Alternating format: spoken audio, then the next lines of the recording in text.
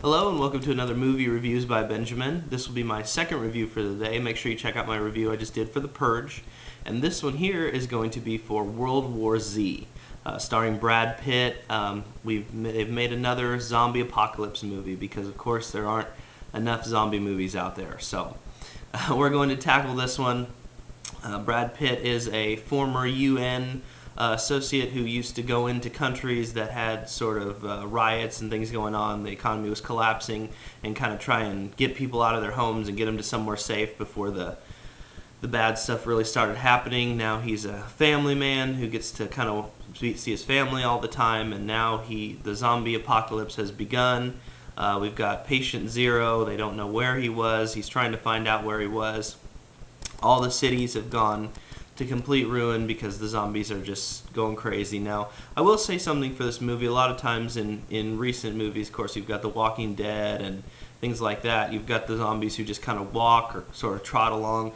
These zombies are full on. I mean, they're sprinting towards you. They're going to catch up to you one way or another. So it's kind of nice to see something a little bit, a little bit different here. But there's so many zombie movies out there, so many zombie shows out there. It's just like, oh man. So we're looking at this one here, trying to kind of set itself apart a little bit. No spoilers, of course, in the review, but the way to kind of beat the zombies is a little bit different than what we've seen before, so that was kind of refreshing. But honestly, this movie is extremely just straight, laid out. There's no real twists in the plot, nothing that really makes you... I guess one of the main things that I had an issue with in this movie is I didn't really find myself caring for anybody in this movie. I didn't really care for Brad Pitt. His family was really never in too much danger whenever he's trying to help them get out, and then the UN people sort of recruit him to come back and help. So his family's, he's set apart from his family. So I didn't really feel like, his family was ever really in any danger. But yeah, that was the problem with this movie, is that I didn't really find myself caring about this one. Now, this is from director Mark Forster, so as some of you may know, he brought us Quantum of Solace, the 007 movie, a few years back. Definitely not the best movie of the series. Everybody kind of said that it was very plain and straight laid out. He's also tackled a couple of comedies in the past. He did Stranger Than Fiction with Will Ferrell. This one, of course, will be his zombie apocalypse take. Like I said, very middle of the road on this one. In a movie like this, you have to have something that really just kind of stands out. Of course, as some of you saw in the trailer, there's a lot of CGI in this movie. I was under the impression by the trailer that all the zombies were going to be CGI. But whenever they're kind of up close and personal, they did use actors for that. So that was kind of nice to see something like that, because, you don't want another repeat of I Am Legend with Will Smith. So I know a lot of people like that movie, but if you're going to have a zombie movie, you got to have people acting like zombies, I think. But I know that this movie has gotten fairly decent reviews so far. If you check Rotten Tomatoes, it's still positive, still fresh on there. But for me personally, I just couldn't really just get into it. I was watching the movie. It was a packed theater. It was a premiere night, and it just didn't grab me. Usually you can kind of build with the energy of the crowd, but some of the parts of this movie were just, there was some face to face with the zombies where you're like, oh, are they going to turn and see Brad Pitt? Is he going to get through this room okay? And the zombies are like clicking their teeth, and the audience is laughing at it because it's not even suspenseful at all. So that was a little disappointing to see there. It was kind of cool to see some of the locales that they had on this one. They did travel to Russia, to India. They started out in Philadelphia. So it was kind of cool to see different places all around the world being hit by these zombie attacks. It's a lot of copy and paste, though, in this movie. He's in Philadelphia with his family, and the zombies attack, so they have to leave. Then he goes to India, and the zombies attack, so he has to leave. Then he goes to Israel, and the zombies attack, he has to leave. So it's very... oh, we're here, and then we gotta go. Oh, we're here, we gotta go. So, also another thing that I was going to say about this movie is most zombie apocalypse movies, if they're done correctly, are rated R.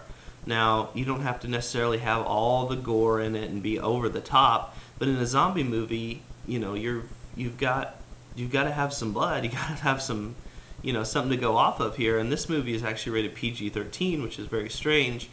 There's a moment in time when one of the soldiers gets their hand bit by one of the zombies, and you can tell what Brad Pitt's doing. He cuts off the hand, and later on you see the stump, but it's all wrapped up. But in a moment like that, to really put you in the moment, you have to be able to see the hand fall to the floor. You kind of need to see at least just a little bit of blood just to kind of make you feel like you're there. But here it's like you're just you know what happens, but you never see it. So that's something that's kind of very odd. I mean, you never, and I guess another thing interesting to mention too is these zombies don't really eat people.